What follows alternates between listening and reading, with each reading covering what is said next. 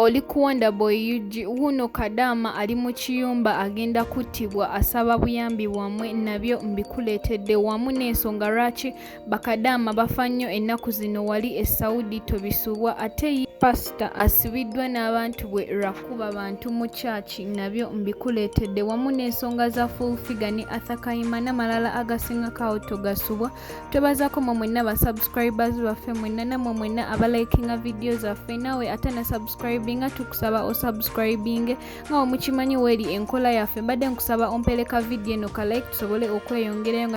era nga tituneeyongerayo Hajati Kaloddo akugamba go wenna ayina ebizibu ebyenjawulo jangu akulombereddwa oterere era nga osobola okumukubirako ku namba ye eri awo wansi wamu ne ba Biva Organic Health and Natural Products nga bano bajjanjabisa obutonde emmere omuddo wamu n'ebibala era nga nabo osobola okubakubirako ku namba yaabwe eri awo wansi. Ate kyo kiri Uganda maama nnyabo ye wuno pasita akakkanye ku ndiga ze n'azikuba kibooko era nga aziranga butabeera na notisi za bintu bulijjo byabuulira mu church era nga ono pasita amanyikiddwa nga Dennis Kintu ono ye bambi akwatiddwa wetwogerera essaawa zino ali ku poliisi annyonnyole lwaki ekyamukubisizza abantu era ngenda balekerako ka vidiyo ke akasatulatinze ku mukutu nga ye akuba endiga ze kibooko wamu n'ebintu byannyonnyodde nga nsonga lwaki yakubye endiga ze. Buli muweereza jangu wano. Come. Nani tukutta abantu 10 nga mwe muli pasita omumyuka wa pasita omukulu akulira ebyamawulire ku pasita yakutta akatambi kano kasatulatinga ku social media tukwatiddemu abagobereza abawala abeeyita abaana ba profeti bonna tubaleese wano beyakubye bennyini abali mu katambi abakubiddwa n'abakyala abakulu beyakubye bonna tubaleese wano bakole statement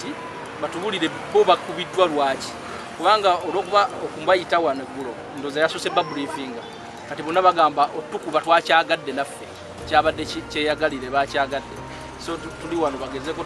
tubuulira oyagala otyo okukuba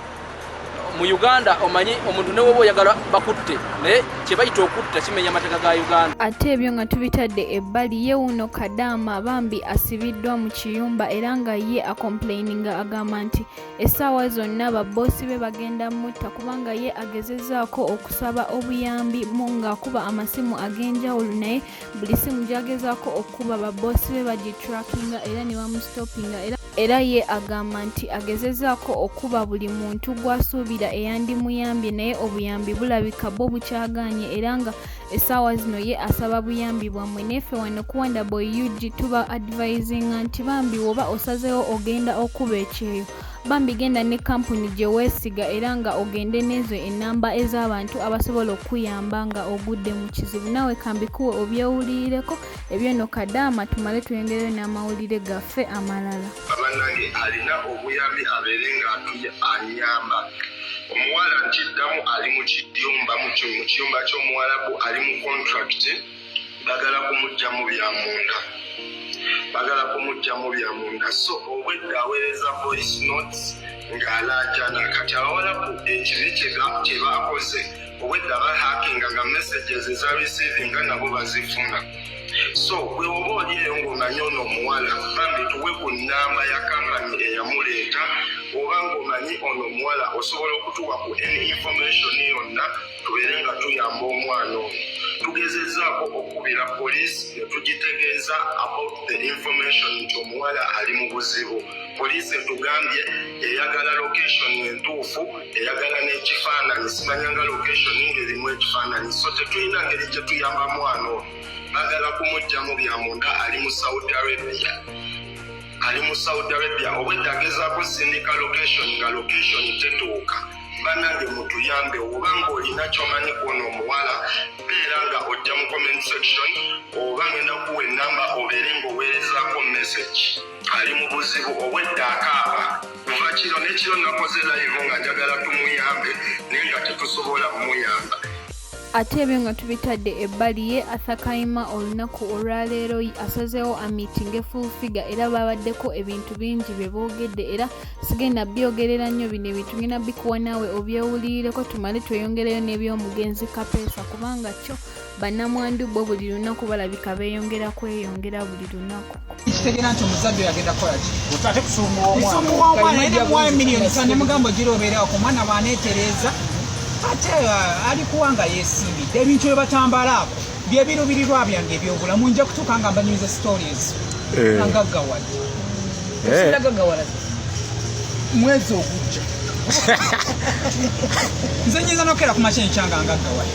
sisaba agamba mbu simanyika ate manyi nti sente yange tegenda kuva mu kakalukana nja kujja buzi nekyanyinza okubeera ate nga wansanze ku kidima nze gwolaba amaanyi go nga gatta mirundi kati Kayima sajja mukozi Kayima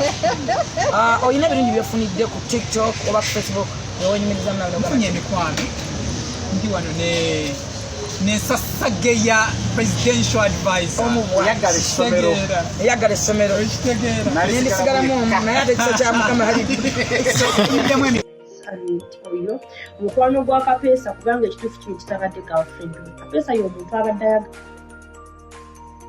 ayagala nnyo okukola content with several people nti asobola okutravelinga from Dammam to Jeddah, from Jeddah to Riyadh naye ng'ekimututte kusisinkana different tiktokers. I personally has a person ayagala okukolako content nange naye kuba nti nze siri muntu w'abantu kale saali muntu eyeewanywa abannayuganda ku ddungu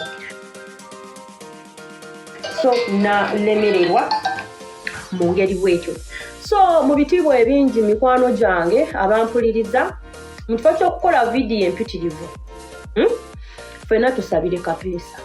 ne bw'onaatimba omugenzi ku peegi yo ne bw'onaakola ki tekugenda kumuzza nammwe abakola live ez'omuddiŋŋanwa ne musolonza ono ne muleeta ono ne muleeta omugenzi okubeera omulungi yazza musango. Tukimanyi bulungi nti abawala bangi ensangi zino abadibye olwaba batuuka n'okwesiba ku mufu atakyali mu bulamu bw'ensi oli n'avayo n'amwesibako nti nze ndi lubuto lwe malayika be wabula nakwewuunyiza. So ku lw'ensonga eyo tubeere bakakkamu bannange tunyolere wamu tuve mu bino bye twali tulowooza nti kontenti meseji endala nenyinza oyisaawo omuntu yenna like ayina essimu ya Musa bw'onalaba this video tukusaba temudilitinga bintu bya Musa mubireke akawunti ye bane mubireke nga webiri amasimu gaffe gasobola okuyiga nga sobola okuddeyo ku akawunti ye tufuna video ze ne tumulabirako awo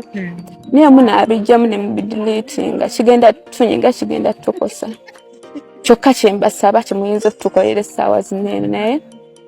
yebyokka